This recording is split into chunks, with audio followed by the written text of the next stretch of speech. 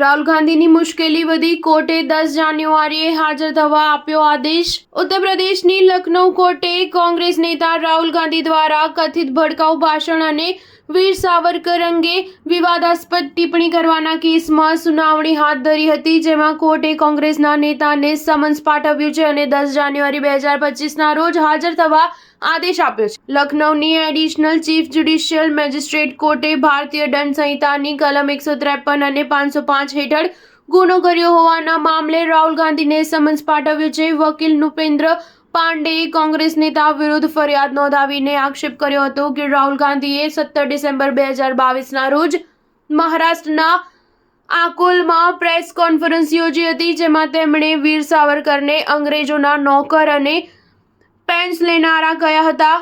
નૃપેન્દ્ર પાંડેએ કહ્યું હતું કે રાહુલ ગાંધીએ સમાજમાં દુશ્મનાવટ અને નફરત ફેલાવવાના ઈરાદાથી આવું નિવેદન આપ્યું હતું। આ ઉપરાંત તેમણે પ્રેસ કોન્ફરન્સ દરમિયાન તૈયાર કરાયેલા પત્રો પણ પત્રકારોને આપ્યા હતા, જે વિપક્ષ દ્વારા આયોજનબદ્ધ કૃત્ય દર્શાવે છે। રાહુલ ગાંધીએ 2022માં ભારત છોડો યાત્રાની આગેવાની કરી હતી અને આ દરમિયાન તેઓ યાત્રા સાથે મહારાષ્ટ્રના આકોલમાં ગયા હતા, જ્યાં તેમણે દાવો કર્યો હતો કે સાવરકરે અંગ્રેજોની મદદ કરી હતી। સાવરકરે અંગ્રેજોને પત્ર લખીને કહ્યું હતું કે તેઓ તેમના ગુલામ રહેવા ઈચ્છે છે। સાવરકરે ડરના કારણે માફીપત્ર પર સહી કરી અને મહાત્મા ગાંધી તેમજ અન્ય નેતાઓ સાથે દગો કર્યો હતો। વકીલ નૃપેન્દ્ર પાંડેએ લખનઉ કોર્ટમાં રાહુલ ગાંધી વિરુદ્ધ અરજી દાખલ કરી હતી। ત્યારબાદ કોર્ટના અધિક મુખ્ય ન્યાયાધીશ મેજિસ્ટ્રેટ અમરીશ કુમાર શ્રીવાસ્તવે અરજીને ધ્યાને લઈને CRPCની કલમ 156 હેઠળ તપાસના આદેશ આપ્યા હતા। કોર્ટે હજરતગંજ પોલીસ સ્ટેશનના ઇન્સ્પેક્ટર કક્ષાના અધિકારીને કેસની તપાસના આદેશ આપ્યા હતા। સ્ટાર ન્યૂઝ 7 હંમેશા સચ્ચાઈની સાથે।